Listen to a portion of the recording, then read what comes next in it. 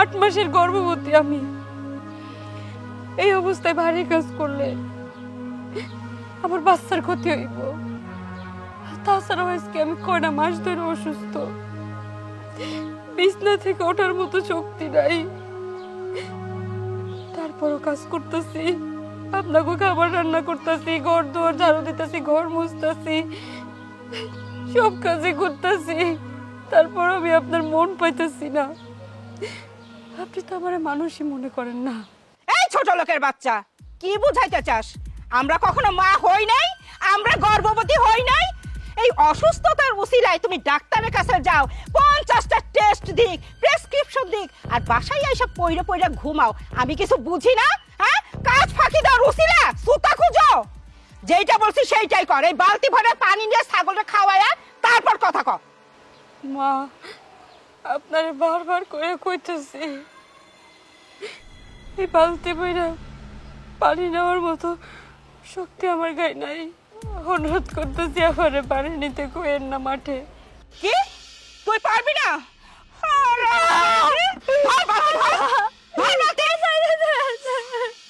এই বালতি ভরে পানি নিয়ে ছাগলটাকে খাওয়াই আসবি, তারপর রান্না বান্নার কাজ করবি।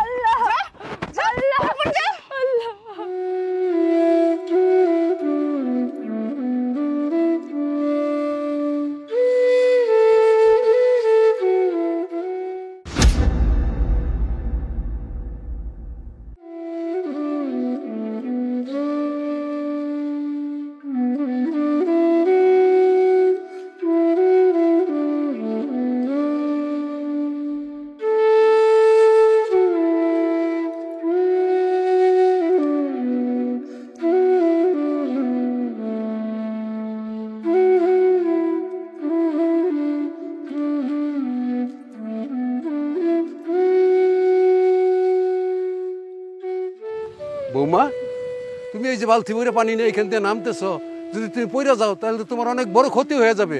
তোমার বালতি ভরে পানি নিয়ে এখানে আসতে বলছে কে? চাচা, আমার শাশুড়ি ছাগলের পানি দেওয়ার জন্য আমারে পাঠাইছে, এই জন্যই তো বালতিতে করে পানি নিয়ে এসেছি। এই বালতি ভরা পানি নিয়ে যদি তুমি এখান থেকে নামতে গিয়ে এখন পইরা যাও, তাহলে তোমার সন্তানেরও ক্ষতি হবে, তোমারও ক্ষতি হবে, তোমার শাশুড়িরও ক্ষতি হবে। এটা কি তোমার শাশুড়ি বুঝে না?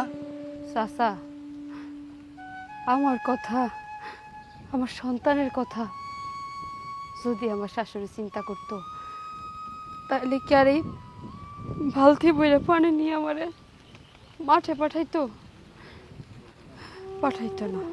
কি তোমার শাশুড়ি তোমার চিন্তা করে না? তোমার শাশুড়ির কত বড় সাহস তোমার এই বালতি ভর্তি পানি নিয়ে এই অবস্থায় তোমাকে পাঠায়? দাঁড়াও, আমি সোহালরে আজকে পাই নেই, সব কিছু আমি সোহালকে আজকে বলবো। চাচা, সোহেলরে কইলে কিছু হইব না, কারণ সোহেল ওর মার কথা ছাড়া কিছুই করে না। ওর মা যদি কয় উঠতে তাইলে সে ওঠে, আর যদি কয় বসতে তাইলে সে বসে। আমি হইলাম গিয়ে পরের মেয়া, আমারে বিয়া করাই আনছে বাড়ির কাম কাজ করানোর লইগা। আমি যে অসুস্থ এইটা তাকে সহেই পড়ে না। মুখ ফুইটা যদি কই, মা আমি বাড়ির কাজ করতে পারতেছি না, আমি বিছনা থেকে উঠতে পারতেছি না, তাইলে শুরু হয় আমার উপরে অমানসিক নির্যাতন। কার কাছে কমু কোন? এই যে এখন আপনারে কইছি, আপনি যদি এখন এই কথা নিয়ে আমার শাশুড়ি বা সোহেলরে বলেন, কি হইব জানেন? আমার গায়ে হাত তুলবো, কাজ না থাকলেও আমার দিয়ে আরো বেশি কাজ করাইবো। সকাল থেকে রাত পর্যন্ত খাটি, কিন্তু তাকে মন পাই না। তাই কই কি চাচা, আপনার কিছু কইতে হইব না, আমি সব কিছু সইয়া নিব। ঠিক আছে বৌমা, তোমার জন্য আমি দোয়া করি, তুমি সুস্থ থাকো। আসি বাবা। ওয়ালাইকুম সালাম।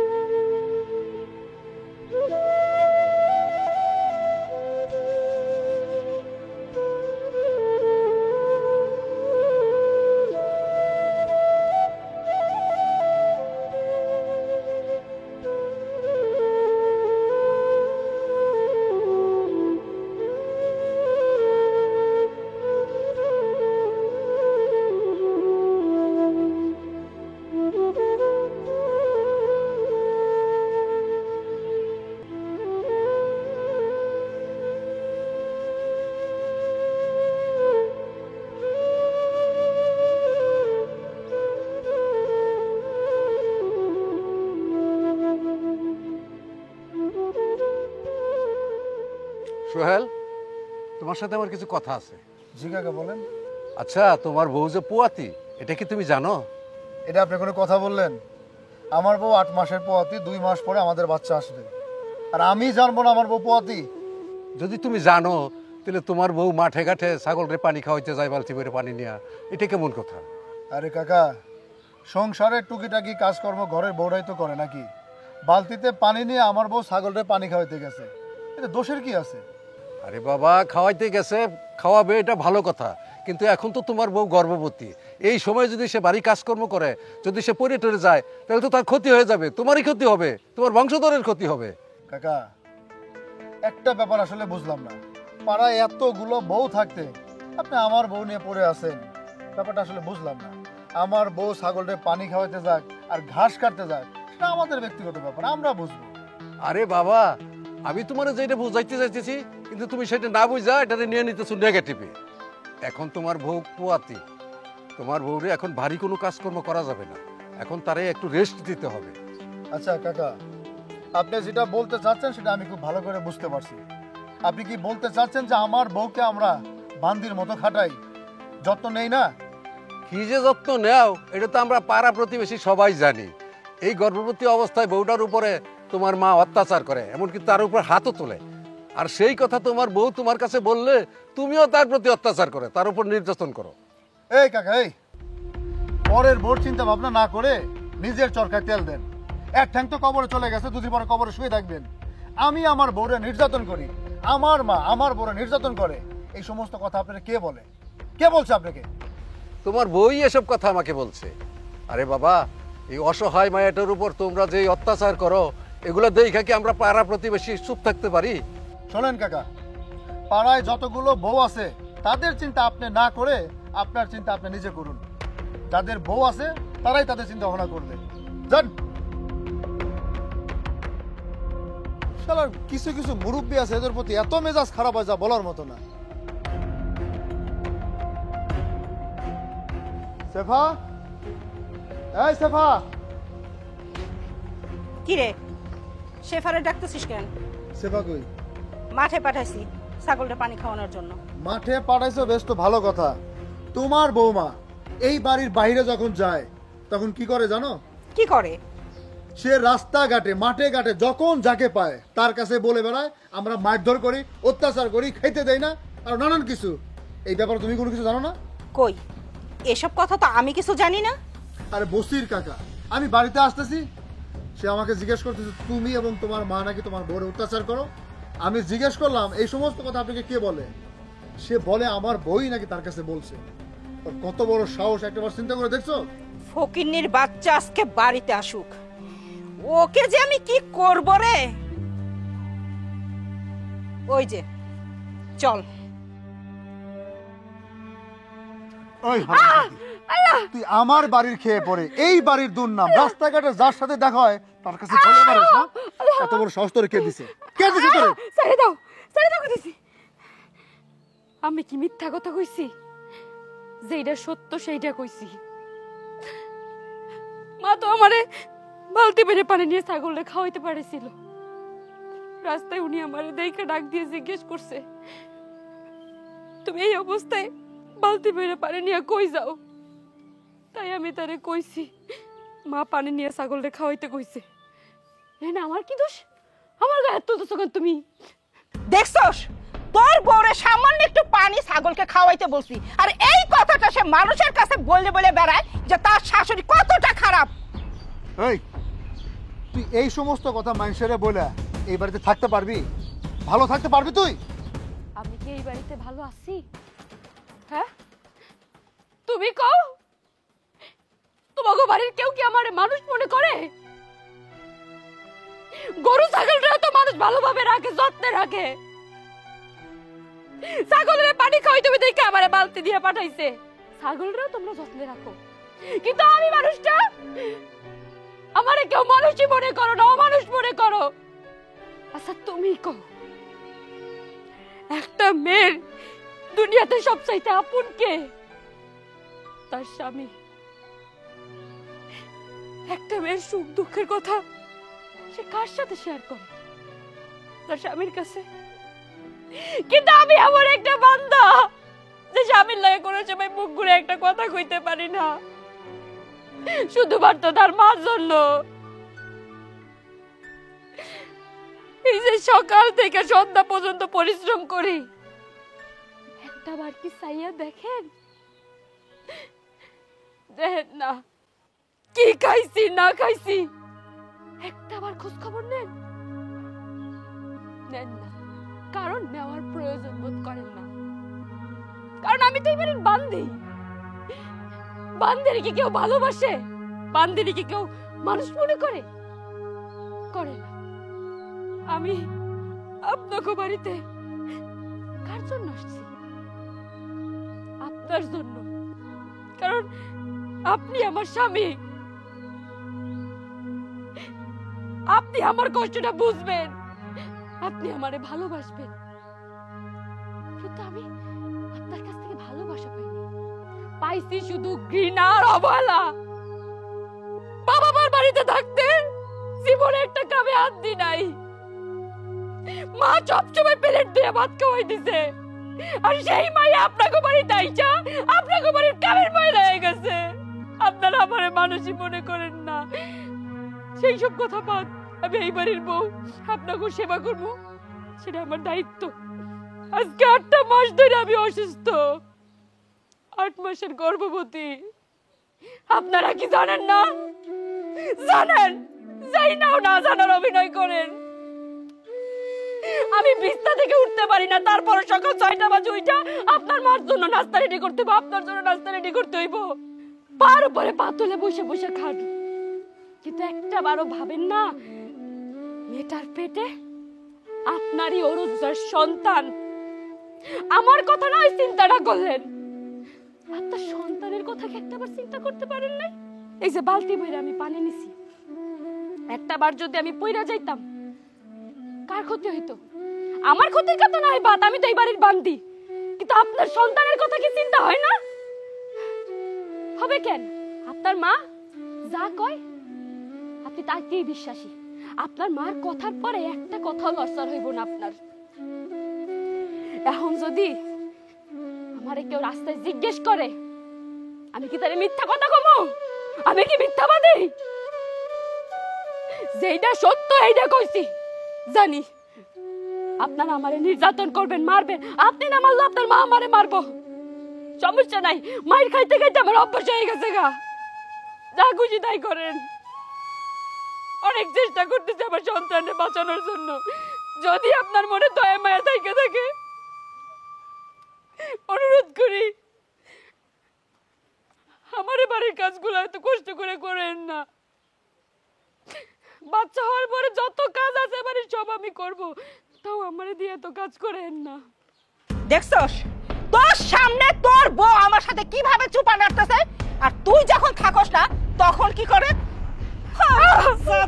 হ্যাঁ বলছি না, কথা যত কম বলবি তত তোর জন্য মঙ্গল। বেশি কথা বলবি না, কেটে দিয়ে ক্যাচ করে তোর জিহ্বাটা আমি কেটে দিব, তাহলে সারা জীবনের জন্য তোর কথা বলা বন্ধ হয়ে যাবে। যা রান্না করতে যা, রান্না শেষ হবে তারপর আমরা খেতে বসবো। আর সোহেল যা, তুই হাত মুখ ধুতে যা। এই দাঁড়া আছিস কেন? মা কি বসে কানের মধ্যে যায় নাই? যা রান্না করে যা।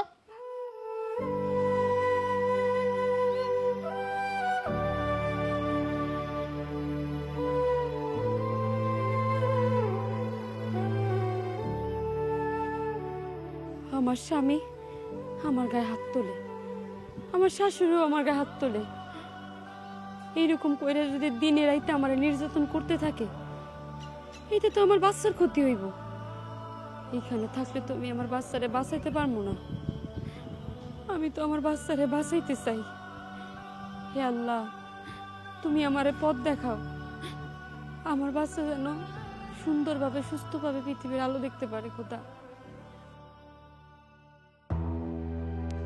মা আপনার কফিটা। হ্যাঁ কতটা?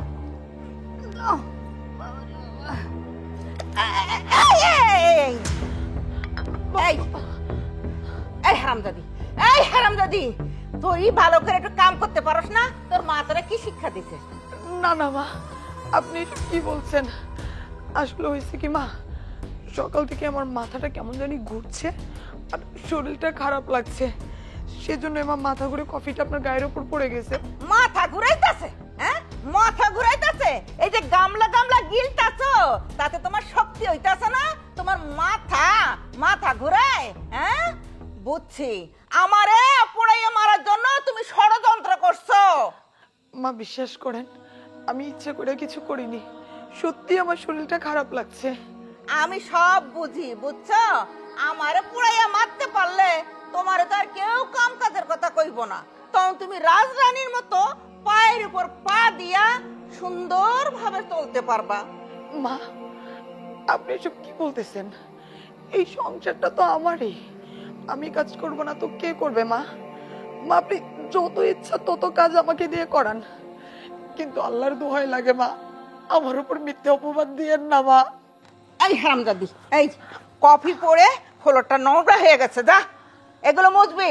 সমস্ত বাড়ি ঘর তুই মুছবি, মুছে বাথরুমের ভিতরে এক বালতি কাপড় ভিজানো আছে, ওগুলো তুই পরিষ্কার করে ধুবি, বুঝছিস? কোনো জায়গায় যেন ময়লা না থাকে। মা শোনেন, মা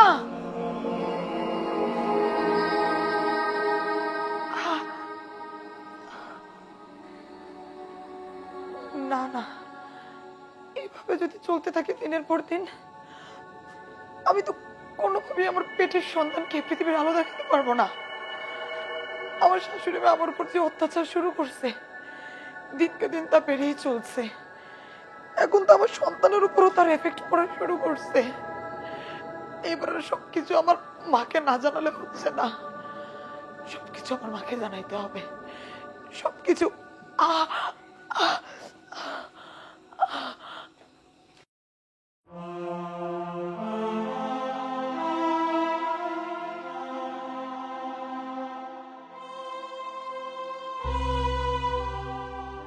কিরে মা, কেমন আছোস?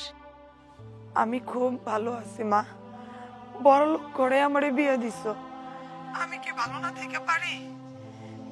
তবে মা, এতদিন তোমাদেরকে যা কিছু কই নাই, আজকে সেই সব কিছু তোমারে কমু। সব বলবি মানে? এই, কি হয়েছে তোর? বাবু ভালো আছে তো? তুই ভালো আছিস তো? হ্যাঁ মা, আমি আর আমার পেটের বাবু দুইজনই ভালো আছি, তবে মনে হয় এই ভালো আর বেশি দিন থাকতে পারবো না। আমার শাশুড়ি আমার উপর যেইভাবে অত্যাচার শুরু করছে, এইভাবে অত্যাচার যদি আর কিছুদিন চলে মা, তাহলে আমার পেটের সন্তান মনে হয় আর এই পৃথিবীর আলো দেখবে না।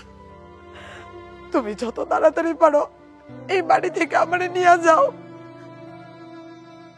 হ্যালো মুন্নি, হ্যালো সোহেল, এই সোহেল। মা, তুমি এভাবে সিলাসিলি করতেছো, কি হয়েছে? চিল্লাচিল্লি কেন করব না? মুন্নির শাশুড়ি নাকি মুন্নির উপর অনেক অত্যাচার করতেছে, আর আমার মেয়ের উপর অত্যাচার করবে এত বড় সাহস সে পেল কোথায়? তুই এক্ষুনি যাবি, মুন্নিকে যেভাবেই হোক এ বাড়িতে নিয়ে আসবি, তারপর ব্যাপারটা আমি দেখতেছি। কি বলো তুমি এসব? মুন্নির শাশুড়ি মুন্নির উপর অত্যাচার করতেছে মানে ঠিক বুঝলাম না। এই মহিলার এত বড় সাহস হইলো সে আমার বোনের উপর অত্যাচার করতেছে? ঠিক আছে, আমি মুন্নিকে এই বাড়িতে নিয়ে আসার ব্যবস্থা করতেছি। আগে আমার মেয়ে আমার বাড়িতে আসুক, তারপর কি করতে হয় আমি আইবি ভালো করে জানি, পরেরটা আমি দেখতেছি। মুন্নি, হ্যাঁ মুন্নি, মুন্নি। কি ব্যাপার ভাইজান, আপনি আমাদের বাসায় আসবেন জানাই আসবেন না? কেন, বোনের বাসায় ভাই আসবে জানিয়ে আসতে হবে এমন কোনো কথা আছে? না, তেমন কোনো কথা নাই, কিন্তু ভদ্র মানুষের বাড়িতে আসলে জানাই আসতে হয়। আচ্ছা ঠিক আছে, আমি তোমাদের সাথে কথা বলতে চাচ্ছি না, তোমরা ভদ্র মানুষ, মুন্নিরে ডাকো। এই মুন্নি, মুন্নি এদিকে এসো তো।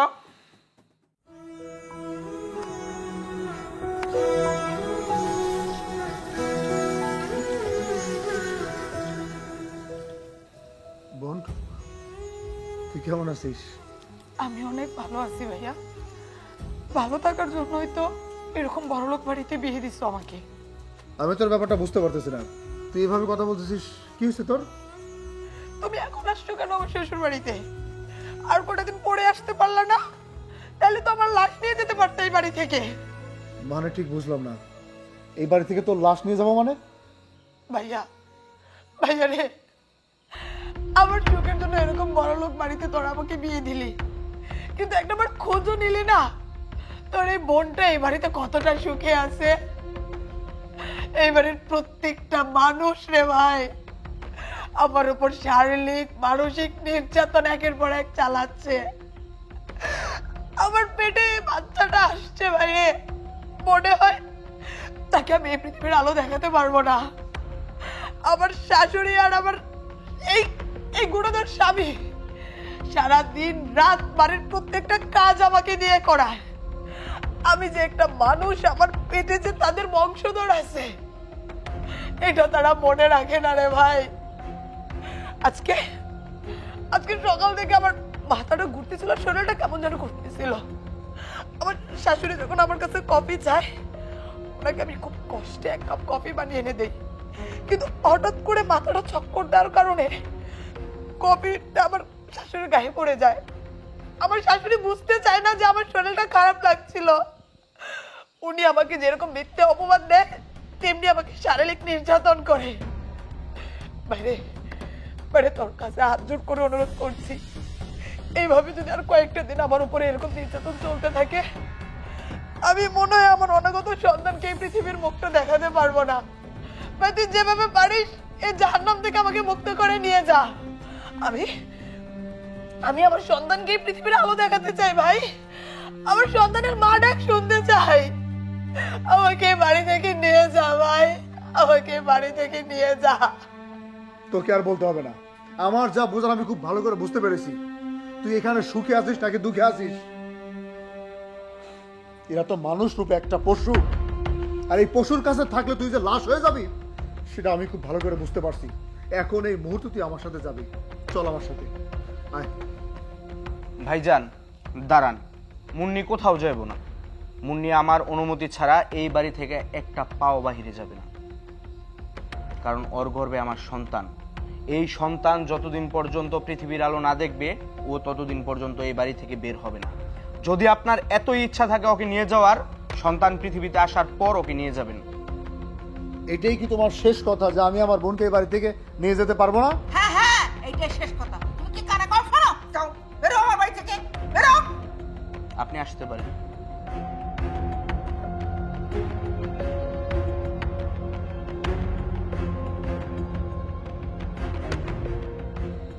ঘরে যাচ্ছ না কেন? ঘরে যাও। এমা ঘরে যাও।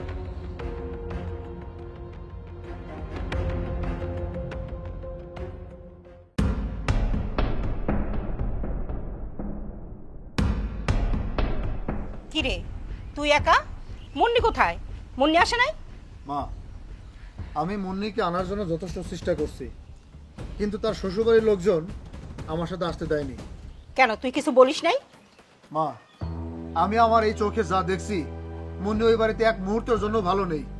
প্রতিটা মুহূর্তে মুন্নিকে দিয়ে বাড়ির সমস্ত কাজকাম করায়, কাপড় চোপড় ধোয়া, রান্না বান্না করা, ঘর দুয়ার পরিষ্কার করা, সমস্ত কাজকাম মুন্নিকে দিয়ে করাচ্ছে। আমার মেয়ের সাথে এত অত্যাচার করা হয়, তুই কিছুই বলিসনি? আর এত সাহস ওরা পেলো কোথা থেকে? আরে 2 দিন পরে আমার মেয়ের বাচ্চা হবে, আমার মেয়ে গর্ভবতী। ওরা সেটা জানে না? তারা তো সবই জানে 2 মাস পরে মুন্নির বাচ্চা হবে। আর এই সময় যে সমস্ত কাজ কাম তারা তাকে দিয়ে করাচ্ছে, কিন্তু নিজের কাছে খারাপ লাগে। শুধু কি কাজকর্মই তাই, ওর সাথে যে ধরনের ব্যবহারগুলো করা হয়, যে ধরনের অত্যাচারগুলো করা হয়, আমি ভাই ভাই সহ্য করতে পারিনি। আমার 2 চোখের পানি ঝরঝর করে চলে আসছে। আমি বেঁচে থাকতে আমার মেয়ের উপর অত্যাচার, এটা তো আমি মেনে নেব না। আমি এক্ষুনি ওদের বাসায় যাব। চল আমাকে নিয়ে। তোমার যাওয়াটা কি ঠিক হবে? কেন হবে না? আমার মেয়ের উপর অত্যাচার করবে, আমি যাব না? আমি এখানে বসে থাকবো? কখনো না। আমি এখন যাব এবং এই মুহূর্তে যাব। চল। ঠিক আছে, তুমি যখন যেতে চাচ্ছ তাহলে চলো আমার সাথে। চল। আল্লাহ, তোমার নীলা বোঝা বড়ই কঠিন। এই বাড়িতে আমি বউ হয়ে আসার পর থেকে আমার স্বামী, আমার শাশুড়ি সুযোগ পাইলেই আমার নির্যাতন করে। আর ওই বাড়িতে আমার ননদরে ওর জামাই ওর শাশুড়ি নির্যাতন করে, একেই বলে নিয়তির বিচার।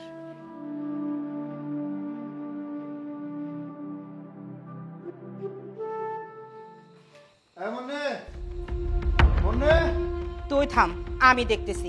বিয়ান, এই বিয়ান, মাহফুজ, মুন্নি, কই গেল সব? কি ব্যাপার? আপনারা আবার এই বাড়িতে আসছেন ভালো কথা, আপনারা চিল্লাচিল্লি করতেছেন কেন? এটা একটা ভদ্র মানুষের বাড়ি, এটা মাছের বাজার না। কোনটা মাছের বাজার আর কোনটা ভদ্রলোকের বাড়ি সেটা আমি খুব ভালো করেই জানি। তোমার সাহস হয় কি করে তুমি আমার সাথে ধমক দিয়ে কথা বলো? বিয়ান সাহেব, আপনার সাহস দেখে তো বাঁচি না। আপনি কিনা আমার মেয়েকে আটকায় রাখছেন, আমার বাড়িতে যেতে দিবেন না। এত বড় বুকের পাট আপনার হলো কি করে? কি করে আমার মেয়ের সাথে আপনি খারাপ ব্যবহার করেন? এই থামেন, একবারে কাছা দিয়ে চলে আইছে ঝগড়া করতে। এই মেয়েটারে যে পাঠাইছেন কোনো কাম কাজ শিখাইছেন? হ্যাঁ, আর আপনি যে কইলেন আপনার মায়েরা নির্যাতন করা হয়, আপনার মেয়েরা কে নির্যাতন করছে? হ্যাঁ, এখন মায়ের কথা শুনে লাফাইতে লাফাইতে এসে পড়ছেন। যান যান, চলে যান। না মা, আমার শাশুড়ি যা বলতেছে সব মিথ্যা কথা বলতেছে। আমার স্বামী আর শাশুড়ি আমার উপর এত পরিমাণ নির্যাতন করে যে ঠিক মতো আমারে খাইতেও দেয় না। তারা আমার পেটের বাচ্চাটার কথা চিন্তাও করে না। সারাটা দিন আমাকে কাজ করাতে করাতে যখন আমি ক্লান্ত হয়ে একটু রেস্ট নিতে যাই, তখনই আমার উপর শারীরিক নির্যাতন শুরু করে, মারধর শুরু করে। আমি জানি না এসব কেন করতেছে মা। মাহফুজ, তোমাকে আজকে একটা কথা জিজ্ঞেস করি। বিয়ে হয়ে এ বাড়িতে আসার পর থেকে তুমি আর মা তো আমাকে অনেক আদর যত্নে রাখতা। এমনকি আমার গর্ভে যখন সন্তান আসে তখন তুমি আর মা আমাকে মাথায় করে রাখতা, খাট থেকে নামতে দিতে না, এমনকি এক গ্লাস পানি ভরেও খেতে দিতা না। কিন্তু আজকে কিছুদিন যাবত তোমাদের কি হয়েছে? কেন আমার উপর তুমি আর মা এরকম মানসিক এবং শারীরিক নির্যাতন করছো? প্লিজ আমাকে একটু বলবা। হ্যাঁ, অবশ্যই বলবো কেন তোমাকে শারীরিক ও মানসিক অত্যাচার করি। তুমি জানতে চাও? শোনো তাহলে।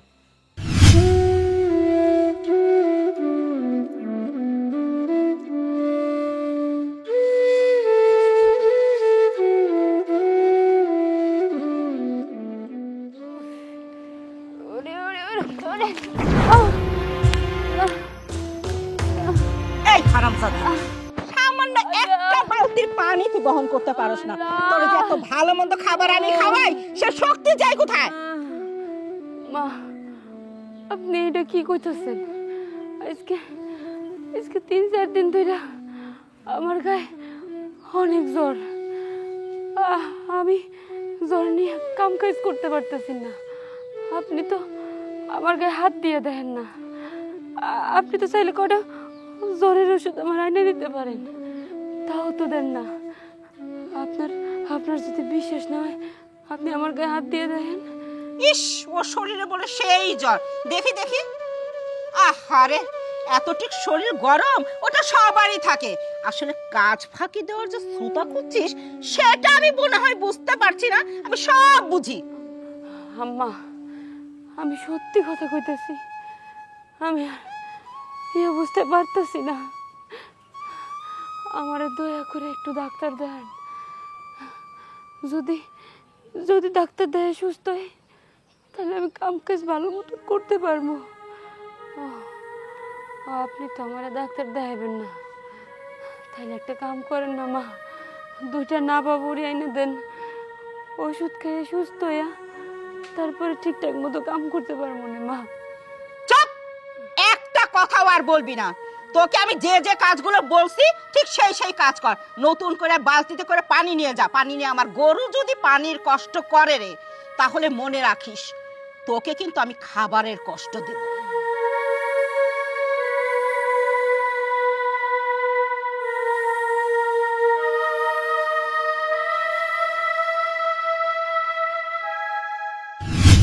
কি বুঝতে পারছো তোমার মা ও তোমার ভাই কত বড় নিষ্ঠুর?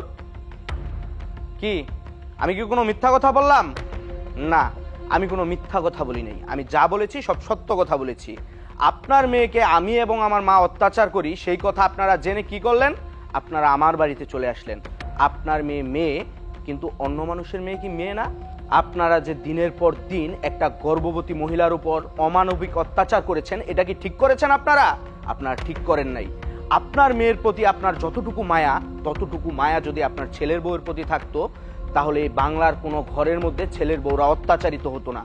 আপনাদের মতো নিষ্ঠুর মানুষরা কোনো ছেলের বউকে অত্যাচার করতে পারতো না।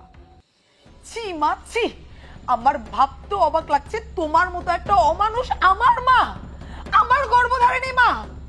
আরে মা, তুমি কি ভুলে গেছো যে তুমি একজন মহিলা? তুমি কি করে পারলা যে ভাবির মতো একটা অন্তঃসত্ত্বা মহিলার গায়ে হাত তুলতে, তাকে নির্যাতন করতে?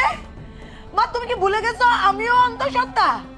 আজকে আমার স্বামী আর শাশুড়ি আমাকে শারীরিক মানসিক নির্যাতন করছে বলে তোমার এইভাবে জ্বলে যাচ্ছে, কিন্তু তুমি যে ভাবির উপর এভাবে নির্যাতন করছো, তখন কি তোমার বুকটা একবারও কেঁপে ওঠে না? আর তোমাকে কি বলছি, এই যে ভাইয়া, আমি ছোটবেলা থেকে তোর মতো একজন ভাইয়ের বোন হতে পেরে নিজেকে গর্ববোধ করতাম, ভাবতাম আমার মতো ভাই এই গোটা দুনিয়ার একটাও নাই। কিন্তু তুই কি করে পারলি তোর বউর উপর এভাবে নির্যাতন করতে এবং মায়ের নির্যাতন তুই সহ্য করতে? তুই কি ভুলে গেছস ওই মেয়েটার গর্ভে তোরই অরুণজাত সন্তান? আরে ওই মেয়েটার যদি কিছু হয়ে যায় তাহলে তো তোরই সন্তানের ক্ষতি হবে, তুই তো জীবন অভাব ডাক শুনতে পারবি না। তুই কি করে মার কথায় তাল দিতে পারলি? তোর কি উচিত ছিল না মার অত্যাচারের হাত থেকে তোর গর্ভবতী বউটাকে বাঁচানো? আজকে আমার মনে হচ্ছে আমার স্বামী আর শাশুড়ি আমার উপর যে নির্যাতন করছে তারা একদম ঠিক কাজ করছে, আর এই বাড়ি থেকে আমাকে যেতে না দিয়ে তোর সাথে আরো ভালো কাজ করেছে। কারণ আমি যদি তোদের মতো জানোয়ারদের বাড়িতে যেতাম, মনে হতো আমি একটা জাহান্নামের আগুনে আছি। আমি আজকে থেকে ভুলে যাব এই যে তুমি, তোমার মতো মহিলার, তোর মতো ভাই আমার আছে। আজকে থেকে আমি এতিম, আমার কোনো মার ভাই নাই, আমার শুধু আছে আমার স্বামী আর আমার শাশুড়ি আর আমার অনাগত সন্তান। বের হ, বের হ তোরা এই বাড়ি থেকে। আর কোনোদিন আমার শ্বশুর বাড়ির দিকে তাকাবি না, এই বাড়িতে আর কোনোদিন আসার সাহস দেখাবি না। বের হ। তুই আসলে ঠিকই বলেছিস, বাবা মা ভক্ত ছেলে হোক আর মেয়ে হোক, তারা সংসারে সুখী হয় না। ঠিক আমিও তাই হয়েছি। মার কথা শুনে আমি আমার বউকে আসলেই অসম্মান করেছি, তাকে শারীরিক নির্যাতন করেছি, অনেক অবহেলা করেছি।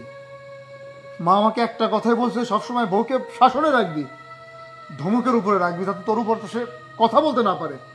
সেই কথা চিন্তা করে আমি তার উপর আজকে এই অত্যাচারগুলো করছি। আমি অন্যায় করছি রে বোন, অন্যায় করছি আমি। দেখ মা, বেআইন, আসলে আমি অনেক বড় ভুল করে ফেলছি। এতদিন আমি অন্ধ ছিলাম। আজকে যদি এখানে না আসতাম, আপনারা যদি এভাবে আমাকে না বোঝাতেন, তাহলে হয়তো সারা জীবন আমি অন্ধই থেকে যেতাম আর ওই বৌমার উপর নির্যাতন করতাম। আজকে বুঝতে পারছি পরের মেয়েও তো মেয়ে হয়। আমার মেয়ে যেমন আপনার মেয়ে, ঠিক তেমনি ওই মেয়েটাও তো আমার মেয়ে হতে পারতো। বেআইন সাহেব, আমি কথা দিচ্ছি, আমি আর কখনো বৌমার উপর কোনো অন্যায় নির্যাতন করব না। এবারের মতো আমাকে ক্ষমা করে দেওয়া যায় না? আমার মেয়েটাকে আমাদের সাথে যেতে দেন। ঠিক আছে বিয়ান, আপনি যখন আপনার ভুলটা বুঝতে পারছেন, তখন আপনার আমি ক্ষমা করে দিলাম। আমার বৌমারও আপনাদের সাথে পাঠাবো। তার আগে একটা কথা, চলুন তো একটু ভিতরে যেয়ে একটু মিষ্টি মুখ করে একটু নাস্তা পানি খাই, তারপর যাইবেন। ভাইজান আসেন, ভিতরে আসেন।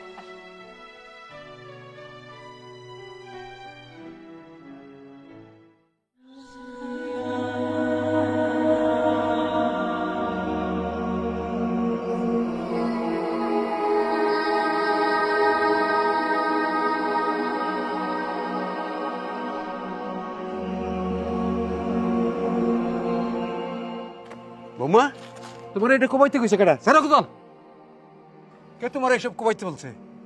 ঝাঁকিয়ে ঝাঁকিয়ে তোমার পেটের বাচ্চা তো নষ্ট হয়ে যাবে। কি করবো চাচা, কিছু করার নাই। সব কাম আমার করতে হইব। সব কাম যদি না করি তো শাশুড়ি গায়ে হাত তুলবো। আর একবার যদি স্বামীর কানে কথা যায়, স্বামী তো গায়ে হাত তুলবো। সবটুক মাটি কুতলাইয়া ধুয়া দিতে উনি নাকি সার দিয়ে লাল শাক বুনবো। তোমার শাশুড়ি কইলো লাল শাক খাইবো, আর অমনি তুমি কবাইতে শুরু করলা লাল শাক খাইবো। সে বাজার থেকে কিনাই না খাইতে পারে না।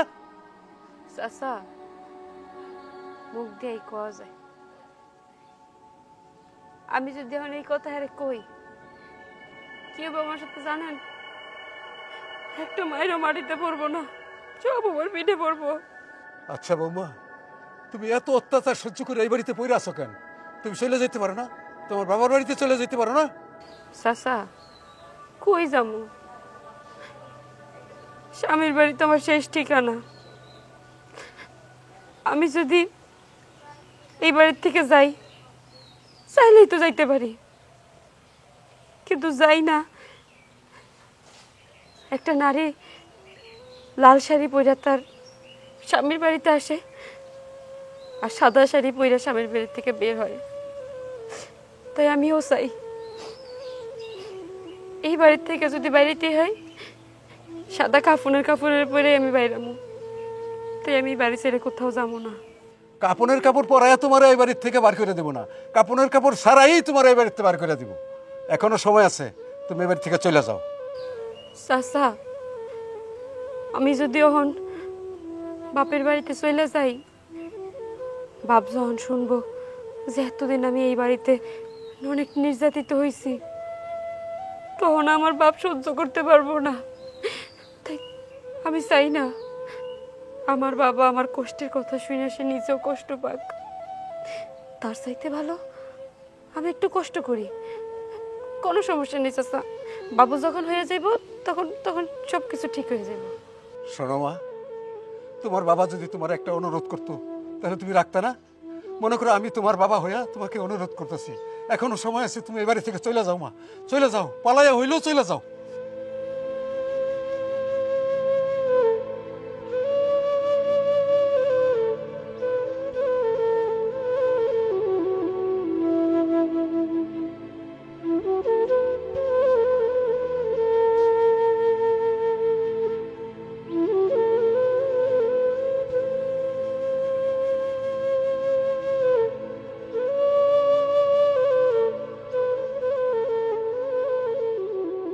কি ব্যাপার, তুমি ব্যাগপত্র নিয়ে কোথায় যাচ্ছ?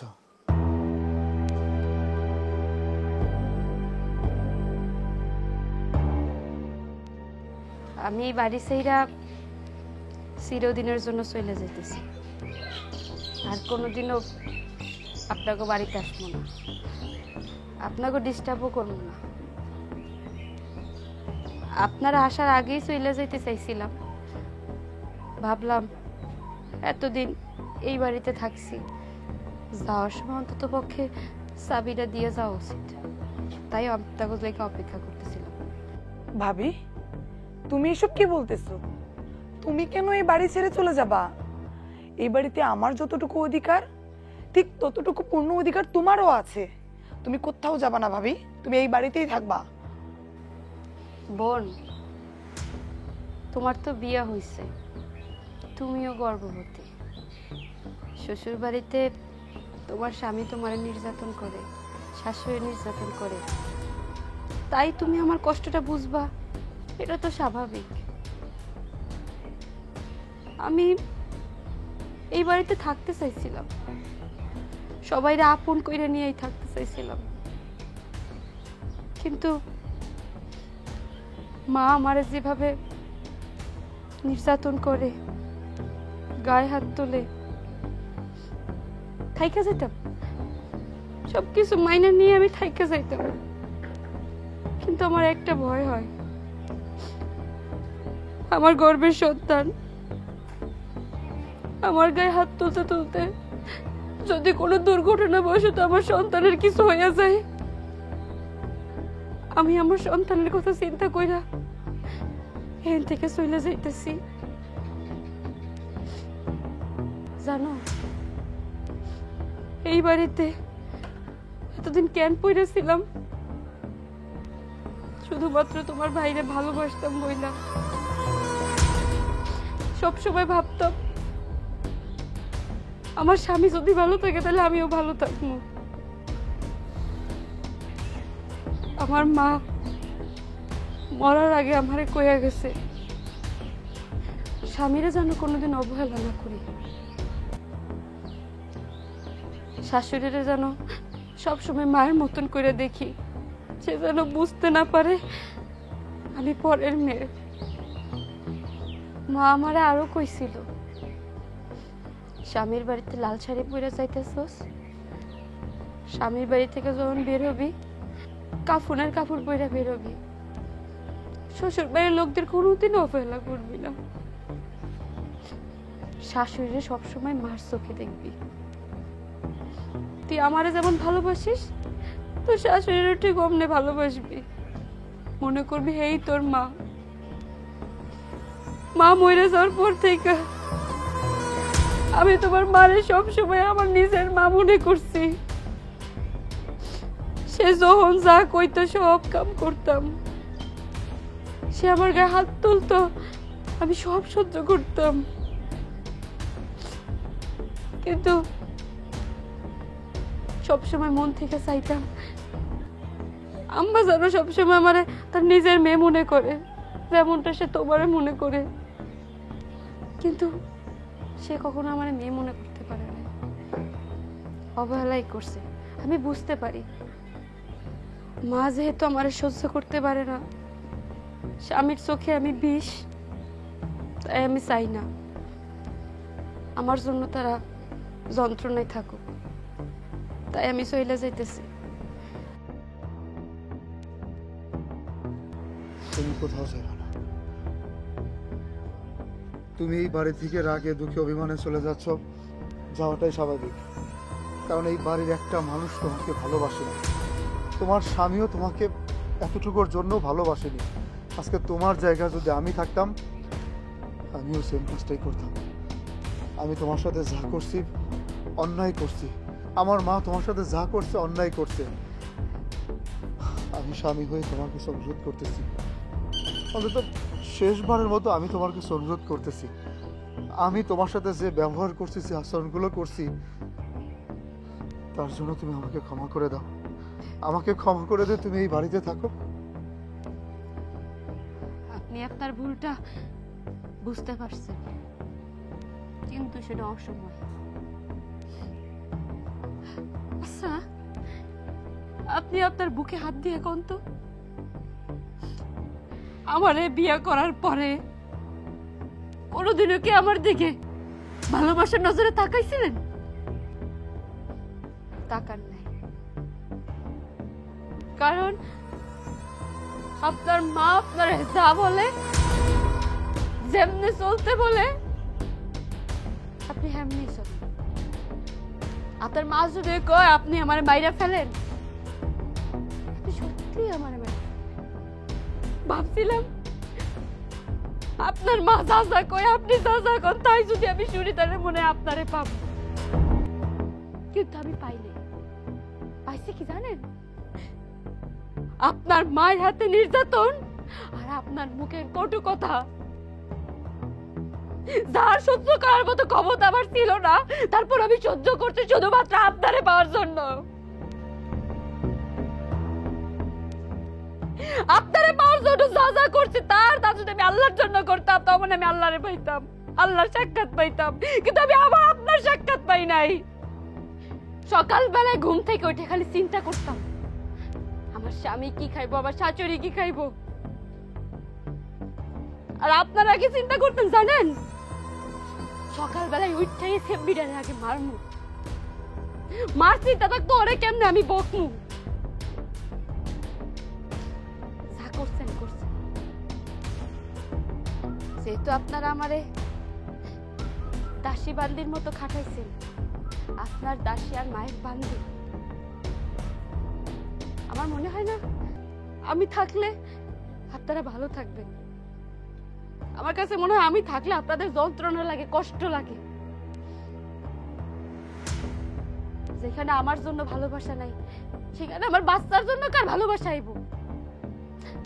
আমার বাচ্চার দিকে তাকায়ও তো আপনারা আমার নির্যাতন কমাই দেন, আরো বাড়াই দিতে। আমি একজন মা, আমার সন্তানের দিক তাকায়া আমার বাচ্চারে বাঁচানোর জন্য আমি এখান থেকে চলে যেতেছি। আমি যদি এখানে থাকি আপনাদের নির্যাতন কমবে না, কারণ আমি গরিব না। আপনারা আমার নির্যাতন কমাই দিবেন না, চলে যাইতেছি। আপনারা ভালো থাকেন।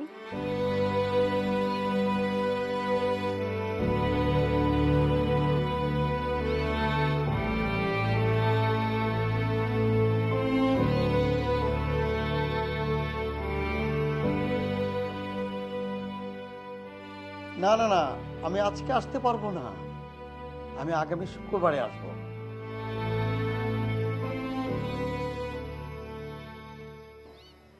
কিরে মা, তোর মন খারাপ? জামাই বাবাজি আসলো না? বাবা, আমি ওই বাড়িতে থাকা অবস্থায় আমারে দিয়া সারাদিন কাম করাইতো। আমি করতাম, কারণ আমি ওই বাড়ির বউ, আমার দায়িত্ব বাড়ির কাম কাজ করা।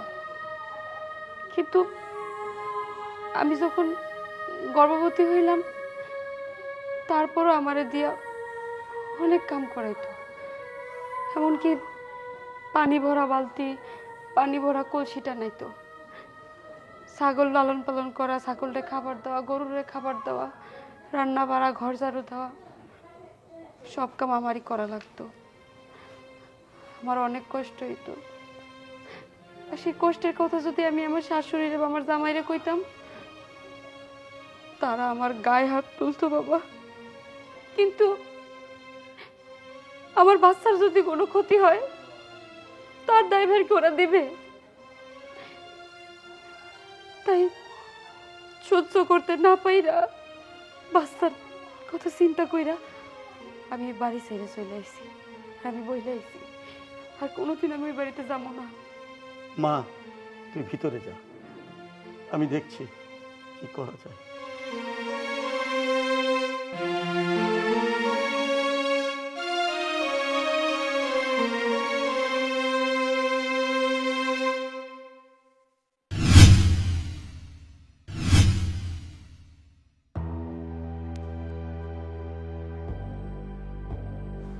আপনি এখানে কেন?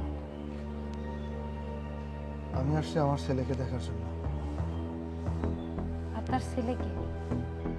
আমি মানছি তুমি রাগী অভিমানে সমস্ত কথাগুলো বলতেছো, তোমার রাগ হওয়াটাই স্বাভাবিক। তারপরে একটা বারের জন্য আমি আমার সন্তানকে আমার বুকে জড়ায় নিতে চাই, প্লিজ। ব্যাস, আমার কাছে যে সন্তানটা আছে সেটা শুধু আমার সন্তান। তারে আমি গর্ভে ধারণ করছি, তারে যত্ন নেওয়ার জন্য যা যা করার দরকার আমি একা করছি, অন্য কেউ করে না এই দুনিয়ার।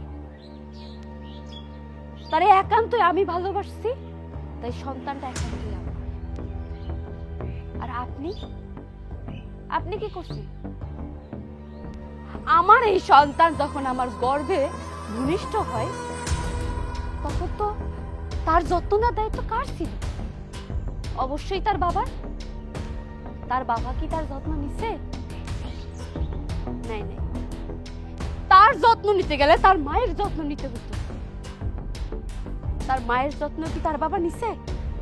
নাই। তারা আর উল্টা নিজের স্বার্থের জন্য তার মারে দিয়া দিন নাই রাত নাই বাড়ির সকল কাম করাইছে।